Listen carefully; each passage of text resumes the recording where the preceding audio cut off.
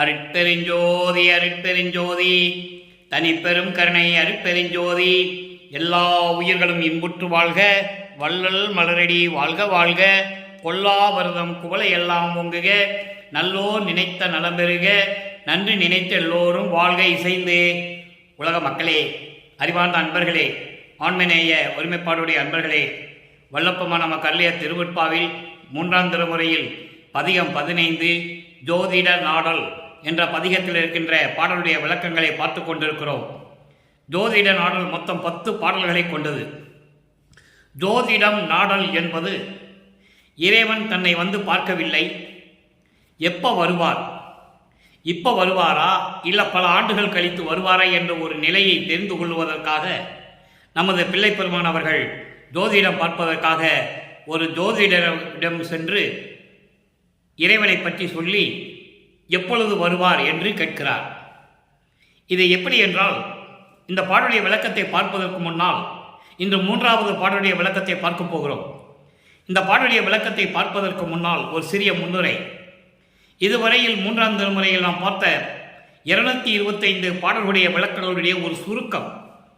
அதாவது வல்லப்பமானவர்கள் இந்த மண்ணுலைக்கு வருவிக்க உற்று 9 ஆண்டுகள் வரையிலும் தான் யார் என்று தெரியாத நிலையில் இருந்து கொண்டிருந்த போது அருட்பெருஞ்சோதி ஆண்டவர் தன் மகனை ஆட்கொண்ட பிறகு இறைவனால் வருவிக்க உற்றவன் என்ற நிலை மட்டும் நமது பிள்ளை பெருமானவர்களுக்கு தெரிகிறது. வேறு எந்த நிலையும் அவருக்கு தெரியாது. எல்லாமே மறைப்பு நிலையில் இருந்து கொண்டிருக்கிறார்.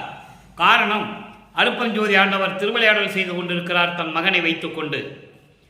தன் மகனிடம் சுத்த சன்மார்க்கத்தை கொடுத்து உலக மக்களுக்கு சுத்த சன்மார்க்க நெறிகளை தெரிவிக்க வேண்டும் என்பதற்காகவும், சமயங்களும் மதங்களும் மார்க்கங்களும் எல்லாம் காலகட்டங்கள் முடியக்கூடிய காலகட்டத்தில் உலக மக்களுக்கு தேவையான ஒரு தனி மார்க்கம் வேண்டும் என்பதற்காகவே அருட்பெருஞ்சோதி ஆண்டவர் சுத்த சன்மார்க்கத்தை நிறுவி தன் மகனிடம் ஒப்படைப்பதற்காகத்தான் ஒரு தாயின் வழியாக இந்த மண்ணுலக்கே வருவிக்க செய்தார்கள். இதை நாம் தொடர்ச்சியாக பார்த்து கொண்டிருக்கிறோம். அதன் பிறகு வல்லப்பெருமானவர்கள் திருவொற்றியூரிலே தியாகராஜ பெருமானை பார்ப்பதற்காக சென்று கொண்டிருந்த போது இவர் தெருவிலே நின்று கொண்டிருக்கிறார். தியாகராஜ பெருமான் இவரை திரும்பி பார்க்காமல் தெருவழியாக ஓடுவதும், அதன் பிறகு நாரையையும் கிளிகளையும் தூதி அனுப்பி எந்த பலன் இல்லை என்பதையும், அதன் பிறகு மன துயரத்தினால் என்ன செய்வதென்று தெரியாமல் விழித்துக் கொண்டிருந்த போது, திகைத்து கொண்டிருந்த போது ஒரு குலத்தி பெண்ணிடம் போய் குறி கட்டதையும், அதனால் எந்த பலனும் ஏற்படவில்லை. அதன் பிறகு இறைவனுடைய அழகை பார்த்து ரசிக்கிறார். இறைவன் காட்சி கொடுக்கிறார், எந்த விதமானவர்களையும் கொடுக்கவில்லை. இப்படி நிலைகள் தொடர்ந்து கொண்டே இருக்கிறது.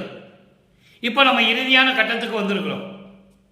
ஒரு ஜோதிடர்கிட்ட போய், திருவொற்றியூரில் இருக்கின்ற தியாகராஜ பெருமான் என்னை வந்து எப்போ பார்க்க வருவார், இப்போ வருவாரா வரமாட்டாரா, என்னை ஆட்கொள்வாரா ஆட்கொள்ள மாட்டாரா என்ற நிலையை நீதான் ஜோதிடம் பார்த்து சொல்ல வேண்டும் என்ற நிலையில் இருந்து கொண்டு இந்த பாடலை நமக்கு அருளியிருக்கிறார்கள். அதை பார்த்து கொண்டிருக்கிறோம். இன்று 3வது பாடல்.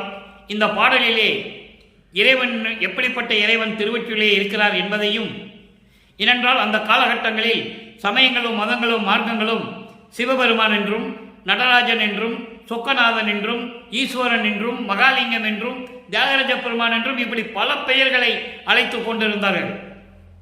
பல பெயர்களை அழைத்து கொண்டு பல இடங்களிலே ஆலயங்கள் அமைத்து பல வழிபாட்டு முறைகளை அமைத்து மக்களை வழிபட செய்து விட்டார்கள்.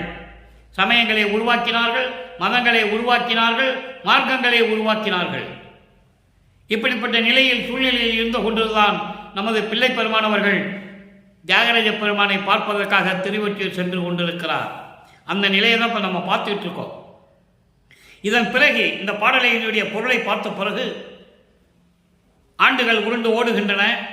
அதன் பிறகு அவருடைய தந்தை அருட்பெருஞ்சாண்டவர் சுத்த சன்மார்க்கத்தை கொடுத்த பிறகு உண்மையான இயற்கை உண்மை விளக்க கடவுள் யார் என்பதையும், ஆதியும் அந்தமில்லா தோன்றிய இறைவன் அருட்பெருஞ்சோதி ஆண்டவர் என்பதையும், அவருடைய தந்தையிடமிருந்து அருட்பெருஞ்சாண்டரிடமிருந்து சுத்த சன்மார்க்கத்தை பெற்றுக்கொண்டதையும், எப்படியெல்லாம் மாயைகளினால் இந்த மண்ணுலகிலே வருவிக்க உற்று துன்பப்பட்டார் என்பதையும், அதன் பிறகு தந்தையிடம் எப்படியெல்லாம் அருளை பெற்றுக்கொண்டார் என்பதையும், இறுதியாக எப்படி இறைவனானார் என்பதையும் ஒவ்வொரு படிகளாக ஒவ்வொரு பாடலின் மூலம் நாம் பார்த்து கொண்டிருக்கிறோம். அந்த வகையில் இன்று நாம் பார்க்க வேண்டிய பாடல் 3ஆம் திருமுறை பதிகம் 15 ஜோதிடம் நாடல் என்ற பதியத்தில் இருக்கின்ற 3வது பாடல். பாடலை நன்றாக கவனியுங்கள். தொடர்ச்சியாக இந்த பதியத்தை பார்த்தால்தான் பாடலுடைய பொருள் மட்டுமல்ல, வல்லப்பமானுடைய இறைநிலை, கடவுள் நிலை உங்களுக்கு புரிய வரும், தெரிய வரும். அதனால தொடர்ச்சியாக பாருங்கள். இப்போ 3வது பாடல் பாருங்க. அழித்து 3 பிள்ளைகளால் அகிலம் நடக்க ஆட்டுவிப்பார்.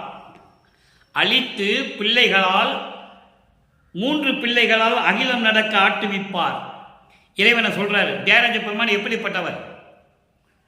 தெளித்து நதியை சடையிருத்தும் தேவர் திருவால் ஒற்றியுள்ளார். திருவொற்றியில் இருக்கின்ற இறைவன் என்று சொல்லுவார், திருவொற்றியில் இருக்கின்ற இறைவன் சொல்லுவார், மாசிலாமணி என்று சொல்லுவார், திருமுல்லை வாயில் இருக்கின்ற மாசிலாமணி என்று சொல்லுவார். அந்த பதியத்தில் நம்ம பார்க்க போகிறோம். 2ஆம் திருமுறையில் இருக்கு. அடுத்து நம்ம அங்கே தான் போகிறோம். அப்போ ஒவ்வொரு நிலையிலும் இறைவன் இருக்கிறார் என்று சொல்லுவார். அதாவது சைவ சமயங்களைச் சேர்ந்த தலைவர்கள் இறைவனை தியாகராஜ பெருமான் என்றும் சிவபெருமான் என்றும் பல உருவங்களாக உருவக செய்து வழிபாட்டு முறைகளுக்கும் முரண்பாடுகள் உண்டு. ஒவ்வொரு ஆலயத்திலும் இருக்கிற வழிபாடு முறைகள் வேறுபாடாக இருக்கும். சிதம்பரத்தில் இருக்கிற வழிபாடு தியாகராஜ பெருமான்கிட்ட இருக்காது, திருவொற்றியூரில் இருக்காது. இங்கே 2 இருக்கிற வழிபாடு மதுரையில் சொப்பநாதங்கிட்ட இருக்காது. இப்படி வேறுபட்டு இருக்கும். இந்த நிலைகள் எல்லாம் மாற வேண்டும். சமயங்களும் மதங்களும் மார்க்கங்களில் சொன்ன அந்த சங்கற்ப விகற்பங்கள், வேறுபாடுகள், முரண்பாடுகள் இதெல்லாம் உலக மக்களுக்கு தேவையில்லை என்ற காரணத்தினால் சுத்த சன்மார்க்கத்தை உருவாக்கி மகனிடம் ஒப்படைத்து வல்லற்பமானை செயலாற்ற செய்ய வேண்டும் என்பதற்காகவே தன் மகனை ஒரு தாயின் வழியாக இங்கே வருவிக்க செய்தார்கள். அந்த நிலையை தான் நம்ம பார்த்துட்டு இருக்கோம். அப்போ கழித்து மாலை கொடுப்பாரோ கள்ளி எனவே விடுப்பாரோ. ஜோசியம் பார்க்க போறாரு. ஜோசியர்கிட்ட சொல்றாரு, திருவொற்றியூரில் இருக்கின்ற இறைவன் என்னை பார்க்க வருவாரா, அருளை கொடுப்பாரா, இல்லை இவள் ஒரு திருடி, தேவையில்லை, கள்ளி என்று சொல்கிறார். அப்போ அந்த மாதிரி என்னை விட்டுட்டு போயிடுவாரா என்று சொல்லி உண்மையாக உள்ளதை உள்ளபடி ஒன்று உரைத்தீர் ஜோதிடம். ஜோதிடம் பார்த்து உரைத்தீர் புரிநூல் உத்தமரே. புரிநூல் உத்தமரே என்பது பூநூல் அணிந்த உத்தமர். பூநூல் அணிந்த உத்தமரே, நீங்கள் நன்றாக ஜோதிடம் பார்த்தீர்கள் என்று நினைத்து உங்களிடம் வந்திருக்கிறேன், எனக்கு உண்மையை சொல்லுங்கள் என்று சொல்லி இந்த பாடலை அருளியிருக்கிறார்கள். இப்போ அந்த பாடல் இருக்கின்ற பதவுரையை பார்க்க போகிறோம். அழித்து 3 பிள்ளைகளால் அகிலம் நடக்க ஆட்டுவிப்பார். 3 பிள்ளைகள் என்று சொல்லுகிறார். அதாவது பிரம்மன், திருமால், ருத்திரன். ஏன் பிள்ளைகள் என்று சொல்லுகிறார் என்றால் இவரால் உருவாக்கப்பட்டவர்கள். இந்த 3 பிள்ளைகளும் 3 பேரும் இவரால் உருவாக்கப்பட்டு இவருடைய தத்துவங்களை எல்லாம் அவங்களுக்கு பிரித்து கொடுத்து உலகங்களையும் கொடுத்து 3 தொழில்களை கொடுத்து உலகத்தை இயக்குவீர்களாக என்று சொல்லி கட்டளையிட்ட இறைவன். அதான் சொல்றாரு, 3 பிள்ளைகளை அழித்து என்றால் கொடுத்து உருவாக்கி. இதை திருவிடை புகழ்ச்சியிலே சொல்லுவார். திருவிடை புகழ்ச்சி சொல்றதுக்கும் 6ஆம் திருவிழை சொல்றதுக்கு நீங்க வேறுபாடு நல்லா பார்க்கணும். நல்லா கவனிங்க. 3 பிள்ளைகள்னு சொல்லிட்டாரு. பிள்ளைகள் ஏன் சொல்றாருன்னா உருவாக்குனது சொல்றாரு. ஆன்ம தத்துவத்தை கொண்டவன் பிரம்மன், வித்யா தத்துவத்தை கொண்டவன் திருமால். 7 தத்துவம். ஆன்ம தத்துவம் 24, சிவ தத்துவம் ருத்திரனுக்கு உரியது 5 தத்துவங்கள். இப்படி 36 தத்துவங்களை அவங்களுக்கு பிரித்து கொடுத்து 3 உலகங்களையும் கொடுத்து படைத்தல், காத்தல், அழித்தல் தொழிலை கொடுத்து பிரபஞ்சத்தை இயக்குவாயாக என்று இயக்கி காட்டியவர் அருட்பெருஞ்சோதி ஆண்டவர். அப்போ இந்த வல்லப்பவாணி இந்த பாடலை நமக்கு கொடுக்கும்போது அருட்பெருஞ்சோதி ஆண்டவர்னு அவருக்கு தெரியாது. அப்போ அவருக்கு சுத்த சன்மார்க்கம் தெரியாது. அந்த நிலையில் இருந்து கொண்டிருக்கிறார். அதை தான் நம்ம பார்த்துட்டு இருக்கோம். அதை நீங்கள் நல்லா கவனத்தில் வச்சுக்கணும். அப்போ சுத்த சன்மார்க்கம் தெரியாது, அருட்பெருஞ்சோதி ஆண்டவர் யாருன்னு தெரியாத நிலையில் தியாகராஜ பெருமான் தான் இதெல்லாம் செய்தாருன்னு சொல்லி உலக மக்களுக்கு தெரிவித்துக் கொண்டிருக்கிறார். காரணம், அவர் அந்த காலகட்டங்களில் அந்த சூழ்நிலையில் இருந்து கொண்டிருக்கிறார் என்பதை நீங்கள் புரிந்து கொள்ள வேண்டும். இப்போ அந்த 3 பிள்ளைகள் என்பது பிரம்மன். இதை திருவிடை புகழ்ச்சியிலே சொல்லுவார். மறையவன் செயல் உலக ஆக்கின்ற அதிகார வாழ்வை ஈந்தருளும் பதம். அடுத்து திருமாலை சொல்லுவார். மால் உலகு காக்கின்ற வன்மை பெற்று அடிமையின் மதிந்திட அளிக்கும் பதம். அடுத்து ருத்திரனை சொல்லுவார். ருத்திரனை சொல்லும்போது சொல்லுவார், வாய்த்துணும் உரித்திரனுக்கு இயல்கொள் முத்தொழில் அளிக்கும். இயல்கொள் முத்தொழில் அளிக்கும் செய்யும் அருளும் முத்தொழில் செய்யும் வன்மை தந்த அருளும் பதம். இது 3 திருவடி புகழ்ச்சியில் 1ஆம் திருமுறையில் இருக்கும். ஆனால் 6ஆம் திருமுறைக்கு வரும்போது அருட்பெருஞ்சோதி ஆண்டவர் என்று சொல்லுவார். நல்லா கவனிக்கணும். அகவல்ல இருக்கு, சிருட்டி தலைவரை சிருட்டி அண்டங்களை அருட்கடல் வகுத்த அருட்பெருஞ்சோதி. வித்தியாசத்தை பார்த்தீங்களே. சிருட்டி தலைவர் என்பது பிரம்மன், படைக்கும் தொழில்.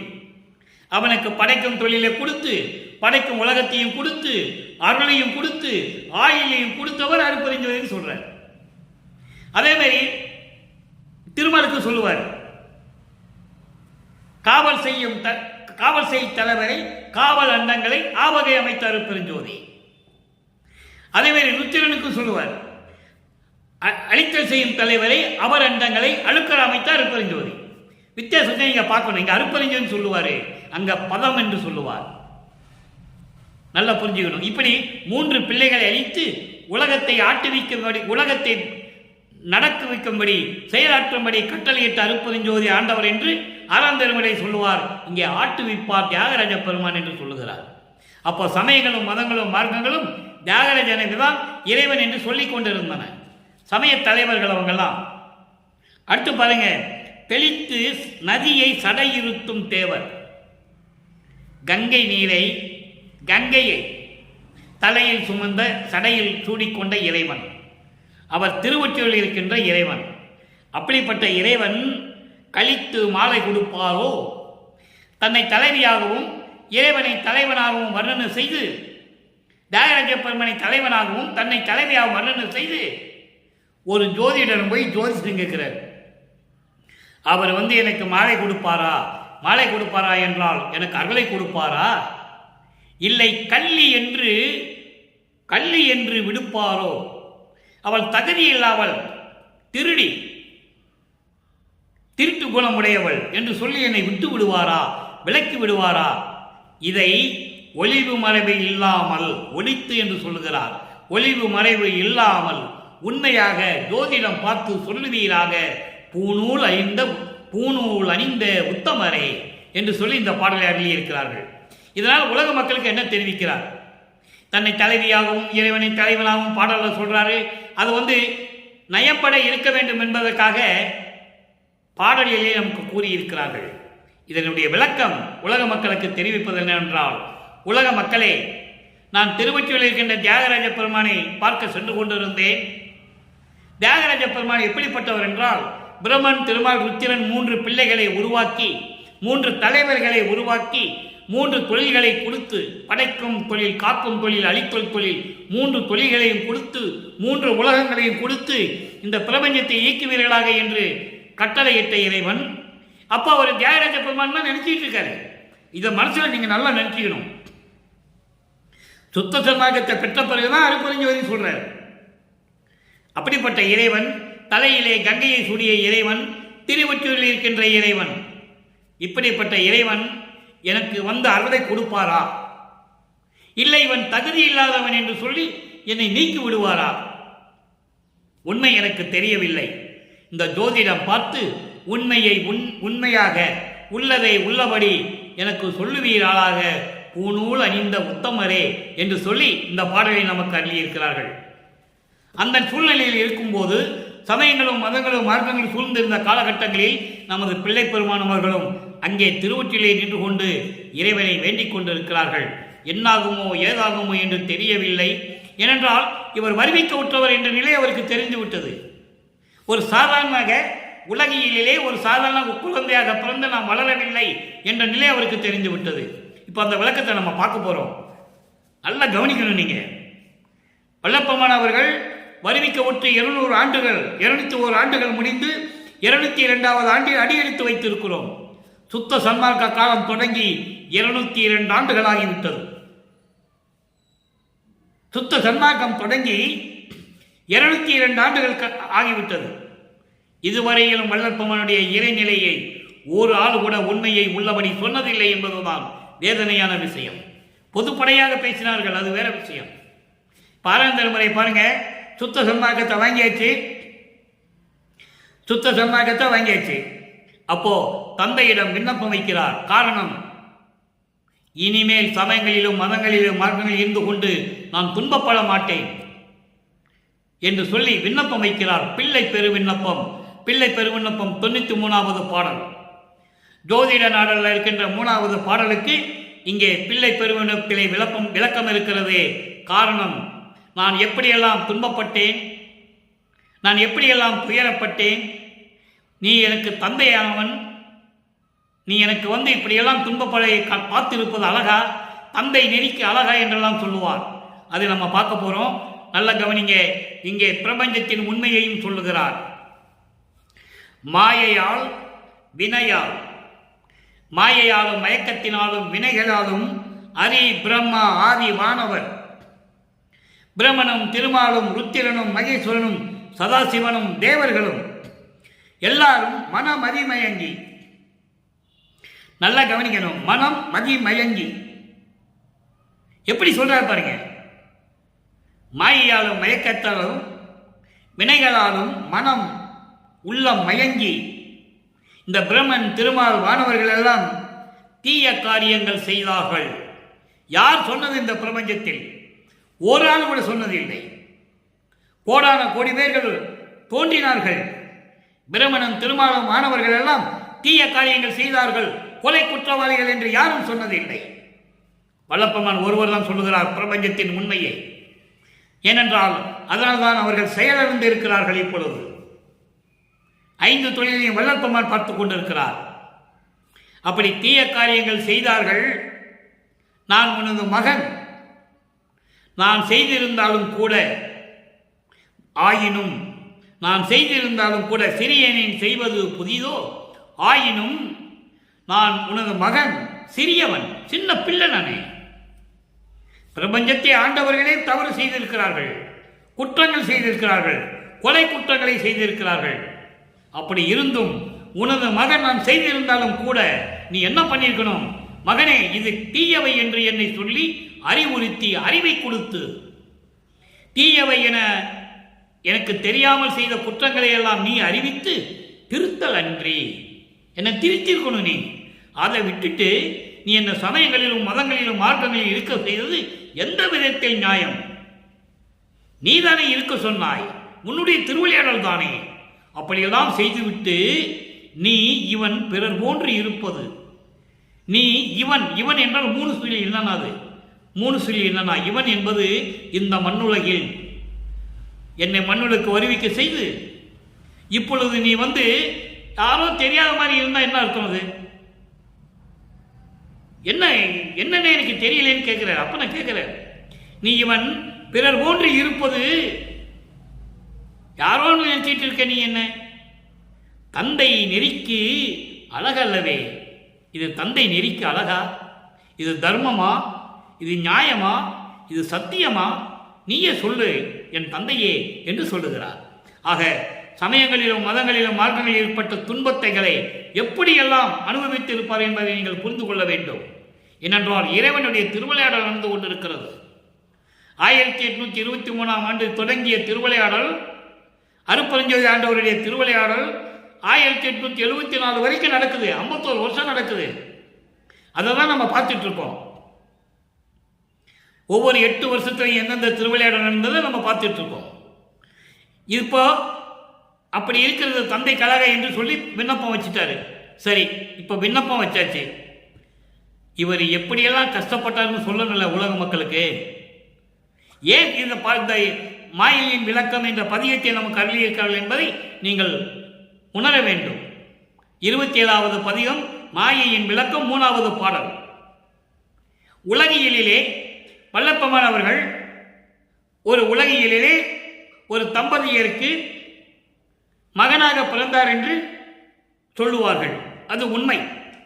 சின்னம்மையாருக்கும் ராமையா பிள்ளைக்கும் சின்னம்மையார் 6வது மனைவி, இவர் 5வது பிள்ளையாக பிறந்தார் என்று சொன்னார்கள். உண்மைதான், அது நம்ம மாற்று கருத்து இல்லை.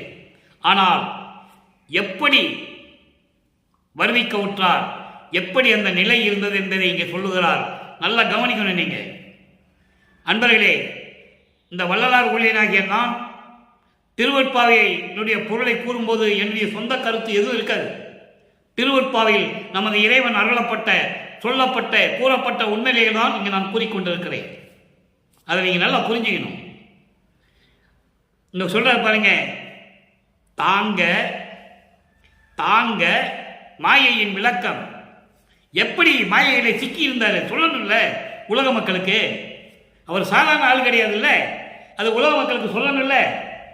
அதான் இங்கே சொல்றார், தாங்க எந்தனை ஓர் தாய் கையில் கொடுத்தாய். நல்ல கவனி நண்பர்களே, தாங்க என்னை ஒரு தாய் கையில் கொடுத்தாய். என்னை இந்த மண்ணுலகில் நீ வருவிக்க செய்து என்னை வளர்ப்பதற்காக ஒரு தாயிடம் கொடுத்தாய். நல்ல கவனிக்கணும். தாங்க என்னை ஒரு தாயில் கொடுத்தாய், தாய் கையில் கொடுத்தாய். ஆண்ட சன்மார்க்கம் அணிபெற என்னைத்தான் ஈன்று இனிய அமுதளித்த நற்றாயே. சுத்த சன்மார்க்கத்தை உலக மக்களிடம் சொல்ல வேண்டும், உலக மக்களை சுத்த சன்மார்க்கத்தில் சேர்க்க வேண்டும் என்பதற்காக என்னை ஒரு தாயின் வழியாக வருவிக்க செய்தாய். அப்படி என்னை வருவிக்க செய்து என்னை வளர்ப்பதற்காக ஒரு தாய் கையில் கொடுத்தாய். அந்த தாய் என்ன பண்ணா? தாயவள் நான் தனித்து உணர்ந்து தூங்கவும் ஒட்டாள். நல்லா கவனிக்கணும். இதை இந்த பாடலுடைய விளக்கம் ஒருத்தரை குறை சொல்லுவதாகவோ இழிவுபடுத்துவதற்காக அவர் சொல்லவில்லை. ஒரு தாயை இழிவுபடுத்தவில்லை. தாயவள், அப்படிப்பட்ட தாய் என்ன பண்ணினாள் என்றால் மாயையில் சிக்கிக் கொண்டிருந்தாள். உலகியலிலே உலக மாயைகளிலே சிக்கிக் கொண்டிருந்த ஒரு தாயிடம் கொண்டு போய் என்னை கொடுத்துட்டேன்ற. நல்லா புரிஞ்சுக்கணும். நீங்க என்னை வளர்ப்பதற்கு நீ என்ன பண்ணியிருக்கணும்? அதை செய்யாம உலகிலே இருக்கின்ற ஒரு தம்பதியருக்கு ஒரு தாய்கிட்ட கொண்டு என்னை கொடுத்துட்டேன். அந்த தாய் என்ன பண்ண? அவளுக்கு என்ன தெரியும்? உலகில் இருக்கின்ற வாழ்க்கை நடைமுறை தான் தெரியும். மாயைகளை பற்றி அவங்களுக்கு தெரியாது இல்லையா? எப்படியெல்லாம் மாயைகளை என்னை துன்புறுத்தின என்று அவளுக்கு தெரியாது அந்த தாய்க்கு. அப்போ நான் தனியாக தூங்க வேண்டும் என்று தூங்க சென்றாலும் என்னிடம் ஒட்டவில்லை. என்னிடம் என்னை தூங்க விடவில்லை. தூங்க ஒட்டாள், தூங்க வைக்கவில்லை. அடுத்து சொல்றாரு, எடுக்கவும் துணியாள், கட்டி அணைத்துக் கொள்ளவும் விரும்பவில்லை. ஏன்னா உலகியலில் ஒரு குழந்தைய அப்படிதான் வளர்ப்பாங்க. குழந்தை வளரும், அவங்க கடமை செய்வாங்க. குழந்தைக்கு அதாவது பால் கொடுக்கறது, சாப்பாடு கொடுக்கறது, உணவு கொடுக்கறது, தாலாட்டு பாடுறது, தூங்க வைக்கிறது எல்லாம் செய்வாங்க. ஆனால் மாயைகளுடைய விளையாட்டு அவங்களுக்கு தெரியாது. இவர் தெய்வ குழந்தை என்பதனால் அதை சொல்லுகிறார். தூங்கவும் ஒட்டால், எடுக்கவும் துணியால், என்னை கட்டி அணைத்து கூட அவள் விரும்பவில்லை. ஏன்னால் ஏற்கனவே 4 குழந்தைகளுக்கு தாயானவள் இல்லையா? இவர் 5வது குழந்தையாக தானே வருவிக்க விட்டார்கள். அங்கே 5வது குழந்தையாக வருவிக்க விட்டவர். அப்போ அவங்க உலகில் சர்வசாதாரணமாக எல்லா குழந்தைகளும் நினைப்பாங்க. தெய்வ குழந்தைகள் உங்களுக்கு தெரியாது இல்லையா? அப்படி சொல்லிட்டு சொல்றார் பாரு, சூதையே நினைத்திருக்கிறாள். சூதையை என்பது எப்பையும் போல உலக வாழ்க்கையில் நடக்கிறது தானே. குழந்தை பிறந்தது, பால் கொடுக்குறோம், சாப்பாடு கொடுக்குறோம், தூங்க வைக்கிறோம், குளிப்பாட்டுறோம். இது உலகையில் நடக்கிறதானே. இதை மட்டும்தான் அவளுக்கு தெரியும். அதுதான் சூதையே நினைத்திருந்தாள் என்று சொல்கிறார். நல்லா கவனிக்கணும் நீங்க. இது உலகையிலே நடக்கிறது. குழந்தைய குளிப்பாட்டுறது, தூங்க வைக்கிறது, சாப்பாடு ஊட்டுறது எல்லாம் உலகில் இயக்கலாம். ஆனால் இந்த தாய் அவளுக்கு மாயையினுடைய விளக்கங்கள் தெரியாது. அதனால் சர்வசாதாரணமாக இருந்தாள். ஒரு சாதாரண குழந்தை போல என்னை நடத்தினான் என்று சொல்லுகிறார். அதை நீங்க புரிஞ்சுக்கணும். அடுத்து, ஓங்க நற்றாயும் வந்திலர். இதை பார்த்துட்டு என்னுடைய தாய் சிவகாமி வள்ளியும் வரவில்லை. என்னை பெற்ற தாய் சிவகாமி வள்ளியும் வரவில்லை. அதோடு மட்டுமல்ல, உளம் தளர் உற்றன. நான் எவ்வளவு உள்ளம் தளர்ந்தேன் தெரியுமா? எவ்வளவு துன்பப்பட்டேன் தெரியுமா? அதோடு மட்டுமல்ல, நீயும் இங்கு வந்திலையே. என் தந்தையாகிய நீயும் இந்த மண்ணுவலுக்கு நீ இப்போது எனக்கு அருளை கொடுக்காவிட்டால் நான் என்ன செய்வேன்? எவ்வளவு அற்புதமா சொல்ற பாருங்க. நீ நீ நீ எல்லாம் செஞ்சதெல்லாம் சரிதான். அப்பனை பார்த்து கேட்கிறார், நீ எல்லாம் செஞ்சதெல்லாம் சரிதான்ப்பா. சுத்த சன்மார்க்கத்தை கொடுக்கணும்னு ஒரு தாய் வழியாக என்னை கொண்டு வந்தேன், சரிதான். என்னை வளர்க்கணும்னு அந்த தாய்கிட்ட கொடுத்துட்டேன். ஏன்னா உலகில் இருந்து தான் வரணும் அப்படின்னு நீ கொடுத்துட்ட, அதுவும் சரிதான். ஆனால் அந்த தாய் மாயினுடைய விளக்கங்கள் தெரியாமல் என்னை ஒரு சாதாரண குழந்தையாகவே நினைத்து என்னை தூங்க விடுவதில்லை, என்னை பக்கத்தில் வந்து படுத்துக் கொள்வதில்லை, அணைத்துக் கொள்வதில்லை, கொஞ்சி குழாவுவதில்லை. என் மனம் எப்படி துன்பப்பட்டது தெரியுமா? என்னை பெற்ற தாயும் சிவகாமி வள்ளியும் வரவில்லை, இப்பொழுது நீயும் வரவில்லை என்றால் நான் என்ன செய்வேன்? இதுதான் என் தந்தையே, நின் திருவருளுக்கு அழகோ. எவ்வளவு அற்புதம் பாருங்க விளக்கம் தர. அப்ப வல்லப்பெருமான் சாதாரண ஒரு குழந்தை அல்ல என்பதை இங்க உறுதிப்படுத்துகிறார். அதை நீங்க புரிஞ்சுக்கணும். அடுத்து பாருங்க, இப்ப எல்லா மாயை விளக்கம் சொல்லியாச்சு, பிள்ளை விண்ணப்பம் வச்சாச்சு. இப்போ திருமுன் விண்ணப்பம் அப்பா கிட்ட சொல்றாரு. 3வது பாடல். அங்கே ஜோதிடம் பார்க்க போவார், அவ்வளவுதான். வருவாரா வரமாட்டாரா? எப்போ வருவார்? இல்லை வராமையே போயிடுவாரா? தியாகராஜ பெருமான் திருவொற்றியூரில் இருக்கின்ற இறைவன் இப்படிதாங்க சொல்லுவார். இங்க என்ன சொல்ற பாருங்க, திருமுன் விண்ணப்பம் 3வது பாடல். எங்க இருக்கின்ற இறைவன் சொல்லணும்ல, அங்கே திருவொற்றியூரில் இருக்கின்ற இறைவன் சொல்லிட்டாரு தியாகராஜ பெருமானை. சுத்த சன்மார்க்கத்தை பெற்ற பிறகு இறைவன் எங்க இருக்கிறார் சொல்லணும். சொல்றாரு, விஞ்சு பொன்னணி அம்பலத்து அருணடம் விளைத்து உயிருக்கு உயிராகி எஞ்சுறாது பேரின்ப அருள்கின்ற என் இறைவா. ஒரே வரி படித்தது, ஒரே வரி. அது என்ன சொல்றாரு பாருங்க, விஞ்சு பொன்னணி அம்பலத்து, பொன்னை விட அழகாக ஒளிர்ந்து கொண்டிருக்கின்ற மின்னிக் கொண்டிருக்கின்ற அம்பலத்திலே அருணனம் செய்து கொண்டிருக்கின்ற உயிருக்கு உயிராகி விளங்கிக் கொண்டிருக்கின்ற பிரபஞ்சம் முழுவதுமாக ஒளி வீசிக் கொண்டிருக்கின்ற, அதான் எஞ்சுராது என்று சொல்லுகிறார்.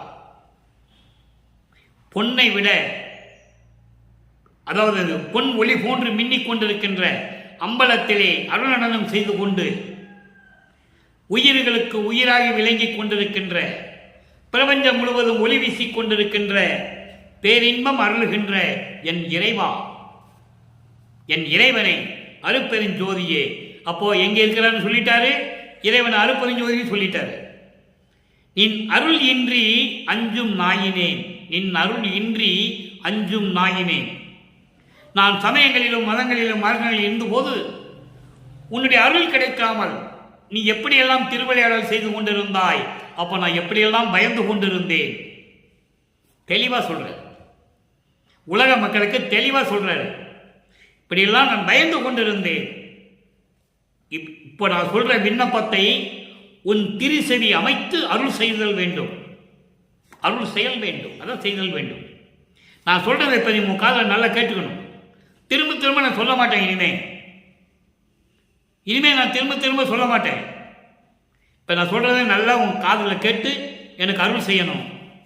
என்ன கேட்கிறார் பாருங்க, துஞ்சும் இவ்வுடல், நல்லா கவனிங்க, துஞ்சும் இவ்வுடல் இம்மையே, துஞ்சிடா சுக உடல் கொள்ளுமாறே. ஒரே வரிதான், துஞ்சும் இவ்வுடல் இம்மையே. இதுக்கு மட்டும் விளக்கம் சொல்றேன், அதுக்கப்புறம் பின்னாலுக்கு அந்த பாதி விளக்கம். துஞ்சும் இவ்வுடல் இம்மையே, துஞ்சும் இவ்வுடல் இம்மையே என்பது,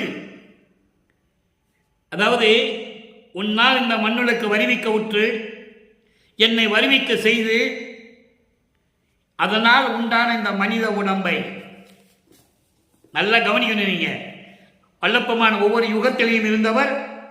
கிரேத யுகம், திரேத யுகம், துவாரி யுகம், கலியுகத்தினுடைய கடைசி கட்டத்தில் தான் இந்த திருவிளையாடல் நடக்குது. 1823 ஆண்டு தொடங்குது. 1874 ஆண்டு திருவிளையாடல் முடிகிறது. 51 வருடங்கள் நடந்து கொண்டிருக்கிறது. அதை தான் நம்ம அடுத்த பதியத்தில் பார்க்க போறோம், தொடர்ச்சியாக பார்க்க போறோம், 2 வருஷத்துக்கு பார்க்க போறோம். அதனால என்னுடைய பதிவை நீங்க நல்லா பார்க்கணும், கவனிக்கணும். யாரும் சொல்லாத உண்மைகள், திருவிற்பாவில் இருக்கின்ற உண்மைகளை இறைவனுடைய அருளாலும் செயலாலும் தயவாலும் கருணையாலும் இந்த வள்ளலார் ஊழியன் கூறிக்கொண்டிருக்கிறேன். துஞ்சும் இவ்வுடல் இம்மையே என்பது, உன்னால் இந்த மண்ணுலைக்கு ஒரு தாயின் வழியாக வருவிக்க செய்து இந்த மனித பிறவி, இந்த மனித உடம்பு, இந்த மனித உடம்பை இந்த மண்ணுலகிலேயே எல்லாரும் அறியும்படி, மின்னுலகம் மண்ணுலகம் யாவரும் அறியும்படி எனக்கு துஞ்சிடா உடல் கொள்ளுமாறே. அழியாத தேகத்தை கொடுக்கணும். எப்படி விண்ணப்பாக்கிறார் பாருங்க. உன்னால தானே வந்த மண் உலகத்துக்கு, நீ தானே என்ன மண் உலகத்துக்கு அனுப்புன. அப்போ இந்த மண்ணுலகத்தில் உன்னால் வருவிக்க செய்து உன்னால் பெற்ற இந்த மனித உடம்பை, அழியக்கூடிய இந்த மனித உடம்பை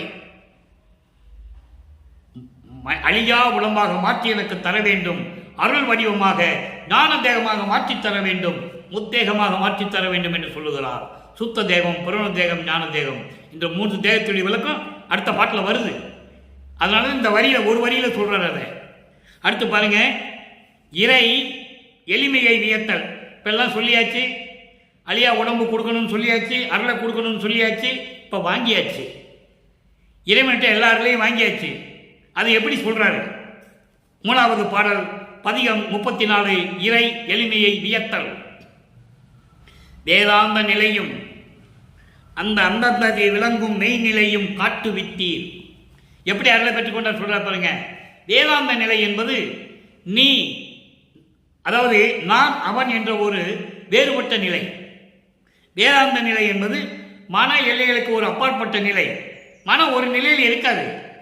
நான் அவன் என்ற ஒரு வேறுபாடு உள்ள நிலை, இறைவன் வேறு நான் வேறு என்ற நிலை. அதனுடைய விளக்கங்களை எல்லாம் எனக்கு உண்மை நிலையாக எனக்கு காட்டுவித்து இவ்வளவு அற்புதமாக சொல்றான்னு பார்க்கணும்.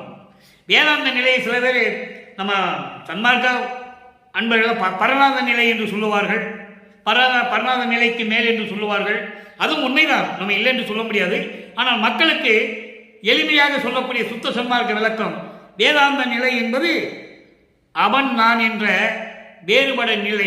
வேறுபட்ட நிலையிலிருந்து அந்த விளக்கங்களை கொடுத்து உண்மையான நிலையை எனக்கு காட்டுவித்தீர். அப்படி விளங்கிய சித்தாந்த போதாந்த நிலையும், சித்தாந்தம் என்பது நானும் அவனும் ஒண்ணுதான், ஒரே நிலை. அதுக்கடுத்து போதாந்த நிலை, மெஞ்ஞான அறிவு நிலை. இந்த நிலைகளுக்கெல்லாம் அப்பால் இருந்து சொல்லுவதற்கு அரிதான நிலையில் இருக்கின்ற பெரிய பொருள் நிலை. பெரிய பொருள் நிலை என்ன? கடவுள் நிலை, சிவ அனுபவ நிலை. அதான் சொல்லுவாரு. அதாவது அரிய சிவ அனுபவத்தால் சுத்த சன்மார்க்கம் பெற்றேன், இரவாமை விட்டேன் காண்தோல் என்று அனுபவ மாலையில சொல்லுவார். 95வது பாட்டில் அனுபவ மாலையில கடைசி வரியில சொல்லுவார். பெரிய சிவ அனுபவத்தால் சுத்த சன்மார்க்கம் பெற்றேன், இரவாமை விட்டேன் கான் தோழி என்று சொல்லுவார். அதை எங்க சொல்றாரே, பெரிய பெரிய பொருள் நிலை. பொருள் நிலை என்பது கடவுள் நிலையுடைய உண்மை விளக்கம். அதையெல்லாம் எனக்கு சொன்னீரே புண்ணியரே, நுமது பாதாந்தம் அறிவித்தீர். பாதாந்தம் என்பது அடியும் முடியும் காட்டுவித்தீர். படிமுடி கடந்தனை பாரிது பாரென அடிமுடி காட்டிய அருட்பெருஞ்சோதி. அரியும் அயனும் துருவி நிற்க எனக்கே அடிமொழிகள் காட்டிவித்து அடிமை கொண்ட பதியே. அற்புதமான விளக்கங்களா இருக்கு. ஏற்கனவே இந்த விளக்கங்களா கொடுத்தாச்சு.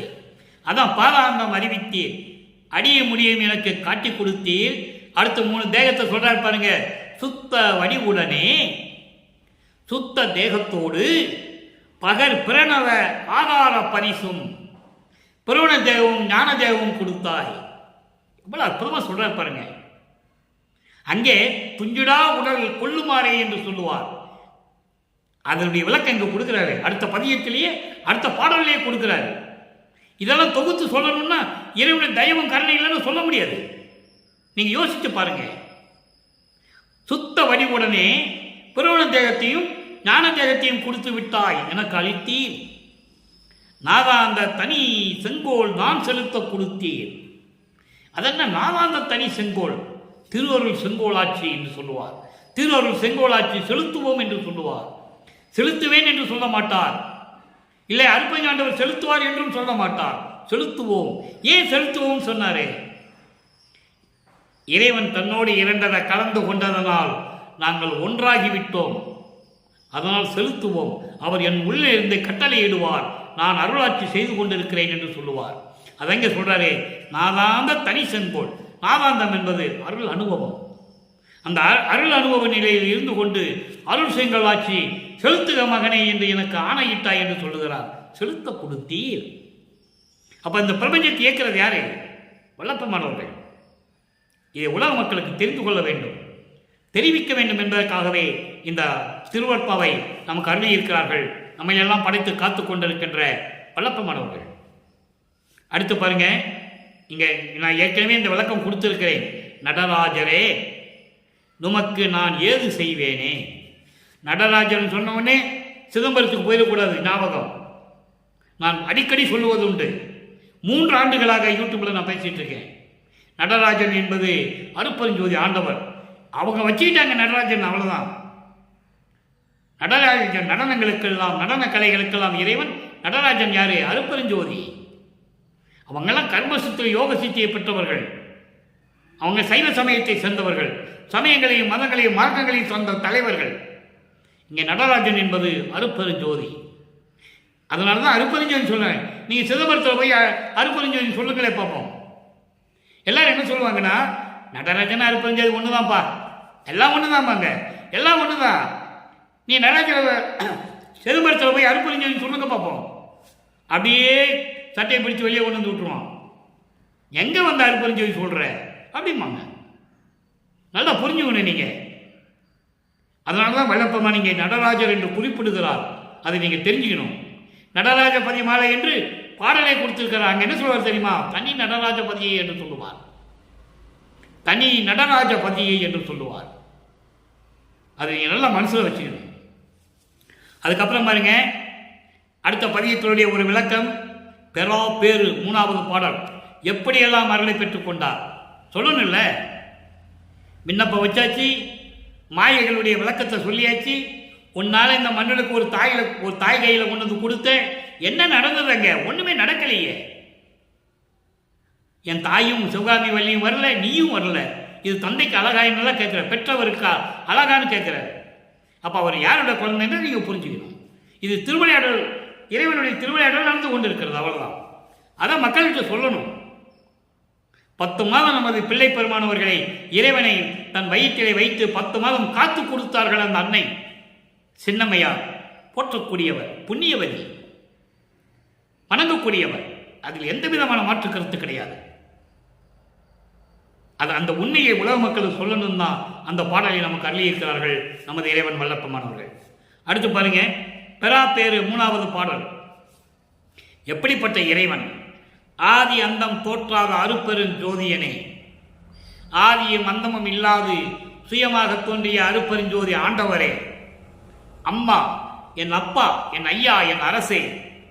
ஓதி எந்த வகையாலும் உணர்ந்து கொள்வதற்கு அரிதாய் உள்ள வரி இயற்கையிலேயே உள்ள ஒரு பொருளே. இந்த 2 வரியும் ஒரே பொருள் தான். ஓதி நின்று எந்த வகையாலும் உணர்ந்து கொள்வதற்கு அரிதாய் உள்ளபடி இயற்கையிலே உள்ள ஒரு பொருளே. எந்த வகையாலும் சொல்ல முடியாத அளவிற்கு, உணர்ந்து கொள்ள முடியாத அளவிற்கு உள்ளபடி இயற்கை உண்மை விளக்க கடவுளாக இருந்து கொண்டிருக்கின்ற அருட்பெருஞ்சோதி ஆண்டவரே என்று பொருள். இந்த ஓதி நின்று என்பதற்கு, ஓதி எந்த வகையாலும் உணர்ந்து கொள்வதற்கு அரிதாம் உள்ளபடி இயற்கையிலேயே உள்ள ஒரு பொருள். சொல்ல முடியாத அளவிற்கு, உணர்ந்து கொள்ள முடியாத அளவிற்கு இருக்கின்ற இறைவன் இயற்கை உண்மை விளக்க கடவுள் அருட்பெருஞ்சோதி சொல்றாரு. இது அகவலிலே ஒரு பாடலிலே சொல்லுவார். ஓதி நின்று உணர்ந்து உணர்ந்து உணர்வற்கரிதாம் ஆதி சிற்றவையில் அருட்பெருஞ்சோதி. எங்க வந்து லிங்க் பண்றாரு பாருங்க பாட்டை. இங்கே 6ஆம் திருமுறையில பெறாப்பேரில் 51 பதியத்தில் அந்த வரியை சொல்லிட்டு இறுதியாக இந்த விளக்கத்தை கொண்டே அகவலில் சொல்றாரு, மக்கள் தெரிந்து கொள்ளட்டும்னு. ஏன்னா எல்லாருமே திருவற்பாவை படிக்க முடியாது. அகவலை படித்து தெரிஞ்சுட்டேன்னு அங்க போய் சொல்லிட்டாரு. ஓதி நின்று உணர்ந்து உணர்ந்து உணர்ந்து உணர்ந்து இறைவனை வழிபட்டாலும் கூட உணர்வதற்கு அரிதான நிலையில் இருக்கின்ற இறைவன் முதலானவன். ஆதி என்றால் முதலானவன், முதல் கடவுள் சிற்றவையில் இருக்கின்ற அருட்பெருஞ்சோதி. எவ்வளவு தெளிவா சொல்றாரு பாருங்க. அப்போ சிற்றவையில் இருக்கின்ற அருட்பெருஞ்சோதி தான் முதல் கடவுள்னு சொல்லிட்டாரு. அடுத்து பாருங்க, ஊதியம் தந்து என்னை ஆட்கொண்டு, ஊதியம் தந்து என்னை ஆட்கொண்டு உள்ளிடத்தும் புறத்தும் ஓவாமல் விளங்குகின்ற உடையவனே. எப்படி சொல்ற பாருங்க. அதாவது ஊதியம் தந்து எனக்கு எல்லா அருளையும் கொடுத்து, எல்லா பரிசையும் கொடுத்து என்று சொல்லுவார். எல்லா அருளையும் கொடுத்து என்னை ஆட்கொண்டு சூக்கும தேகம், தூள தேகம், காரண தேகம், இப்படி 3 தேகங்கள் உண்டு. அதெல்லாம் விளக்கம் சொல்லணும்னா நமக்கு நேரம் பத்தாது. சூக்கம தேகம், தூள தேகம், காரண தேகம், இந்த 3 தேகத்திலும் உள்ளேயும் வெளியேயும் இருந்து கொண்டு ஓவாமல் விளங்குகின்ற, நிலையாக இருந்து கொண்டு விலகாது, என்னை விட்டு விலகாது, விலகிவிடாது, தள்ளிவிடாது, நிலையாக இருந்து கொண்டு விலகிக் கொண்டிருக்கின்ற உடையவனே, என்னை உடையவனே, எல்லா அருள்களையும் உடையவனே, அருட்பெருஞ்சோதியே. அடுத்து சொல்றார் பாருங்க, இந்த சாதி இந்த மதம் என்னும் வாய் சலக்கை எல்லாம் தவிர்த்த சத்தியனே சொல்லிட்டாரா. அப்புறம் அகவல் என்ன சொல்லுவாரு? சாதியும் மதமும் சமயமும் பொய்யென ஆதியில் உணர்த்திய அருட்பெருஞ்சோதி. சாதியும் மதமும் சமயமும் காணா ஆதியானவைய அருட்பெருஞ்சோதி. இந்த சலக்கு வழக்கை எல்லாம், இந்த சங்கடங்களை எல்லாம், சங்கற்ப விகற்பங்களை எல்லாம் நீக்கிய சத்தியவன், சத்திய இறைவன், சுத்த சன்மார்க்க தலைவன் அருட்பெருஞ்சோதி. அதான் ஞானசேரியில சொல்லுவாரு, பொறித்த சமய மதம் எல்லாம் பொய்யே, அவற்றில் புகுதாதி, சிவம் ஒன்றே பொருள் என கண்டறிமின்னு சொல்லுவாரு ஞானசேரியில. அதான் இங்க சொல்றாரு, இந்த சாதி, இந்த மதம், இந்த உலக சலக்கு வழக்கையெல்லாம் தவிர்த்த சத்தியன் யாரு? அருட்பெருஞ்சோதி. உண்ணுகின்றேன் சத்திய தெல்லமுதே, உன்னுடைய உண்மையான அருள் அமுதத்தை நான் உண்டு கொண்டு மகிழ்ந்து கொண்டிருக்கிறேன், பேரின்பமாக இருந்து கொண்டிருக்கிறேன் என்று சொல்லி இந்த பாடலை நமக்கு அள்ளியிருக்கிறார்கள், உலக மக்களுக்கு தெரிவித்து விட்டார். நல்லா புரிஞ்சுக்கணும் நீங்க. அடுத்து ஒரு சின்ன விளக்கம். திருவுந்தியார் 3 வரிதான், எளிமையான வரி, அதில் எவ்வளவு உண்மைகள் அடங்கியிருக்கு தெரியுமா? 3வது பாடல், தூக்கம் தொலைந்தது. தூக்கம் தொலைந்தது என்றால் என்ன? இறைவனுக்கு தூக்கம் இருக்கக்கூடாது. தூங்கிட்டு இருந்தான் இறைவனா? தூங்க முடிஞ்சது. தூக்கம் தொலைந்தது. அதோடு மட்டுமல்ல, சூரியன் தோன்றினான். சூரியன் உதய சூரியன் தோன்றினான் அல்ல, சூரியன் தோன்றினான் என்பது ஒளி தோன்றியது. ஒளி தோன்றியது என்பது அருட்பெருஞ்சோதி தோன்றினான். அருட்பெருஞ்சோதி தோன்றி என்னை ஆட்கொண்டதனால், அருட்பெருஞ்சோதி ஆண்டவர் என்னை வந்து ஆட்கொண்டதனால் எனது தூக்கம் தொலைந்தது. அப்ப என்ன? அரித்துயலுக்கு சென்று விட்டேன் என்று சொல்லுகிறார். துரியாதீதத்துக்கு சென்று விட்டேன். இதுதான் சுத்த சன்மார்க்க விளக்கம். அடுத்து ஏக்கம் தவிர்ந்தேன் என்று உந்திப்பற. உந்திப்பற என்பது ஏற்கனவே நான் சொன்னது போல காற்றிலே உந்துகின்ற ஒரு சக்தி. அதைதான் சொல்லுகிறார், பிரபஞ்சத்தில் போய் சொல்லு, என் உந்தியே நீ போய் சொல்லுன்னு சொல்ற. பற என்றால் சொல்லு. அப்போ ஏக்கம் தவிர்ந்தேன். அவருக்கு என்ன ஏக்கம் மூச்சு? அவருக்கு என்ன ஏக்கம் இருந்தது? நீங்க நல்லா புரியணும், நல்லா புரிஞ்சுக்கணும், சிந்திச்சு பார்க்கணும். அவருக்கு என்ன ஏக்கம் இருந்தது? இந்த மண்ணில் வருவிக்க விட்டு இந்த மண்ணுலகிலே சமயங்களும் மதங்களும் மார்க்கங்களும் சூழ்ந்திருந்த காலகட்டங்களில் எப்படியெல்லாம் துன்பப்பட்டார். அப்போ அவரது மனம் எப்படி ஏக்கம் அடைந்தது? 1ஆம் திருமுறையிலிருந்து 4ஆம் திருமுறை வரைக்கும் உண்டது. நம்ம அடுத்த பதியத்தில் நம்ம பார்க்க போறோம். அந்த ஏக்கம் தொலைந்தது. எப்படி தொலைந்தது? சன்மார்க்கத்தை பெற்றுக்கொண்டே ஏக்கம் தொலைந்தது. என்னாகுமோ ஏதாகுமோ என்று நான் நினைத்து கொண்டிருந்த நேரத்தில் சுத்த சன்மார்க்கத்தை கொடுத்ததனால் என்னை ஏக்கம் தொலைந்தேன், தவிர்ந்தேன் என்று உந்திப்பற, என் அமுது உண்டேன் என்று உந்திப்பற, இறைவனுடைய அருள் அமுதம் உண்டு கொண்டிருக்கிறேன், பேரின்பமாக இருந்து கொண்டிருக்கிறேன் உந்திப்பற. உந்தி நீ போய் சொல்லுன்னு சொல்லி, பிரபஞ்சத்துக்கு போய் சொல்லுன்னு சொல்லி இந்த பாடலை அருளி இருக்கிறார்கள். எனவே அன்பர்களே, இன்று நாம் பார்த்த 3வது பாடல் 3ஆம் திருமுறையிலே 3வது பாடலிலே இருக்கின்ற விளக்கத்திற்கு இவ்வளவு விளக்கம் இருக்கிறது. அங்க என்ன சொல்வார்? போய் ஜோசியம் கேட்பார், ஜோதிடர்கிட்ட போய் வருவாரா வரமாட்டாரா, என்னை எப்போ வந்து ஆட்கொண்டு அருளை கொடுப்பார். அப்போ சமயங்களும் மதங்களும் மார்க்கங்களும் இந்த தியாகராஜ பெருமான் தான் இறைவன் நினைச்சிட்டு சொல்லிட்டு இருக்காரு. நீங்க நல்லா புரிஞ்சுக்கணும்.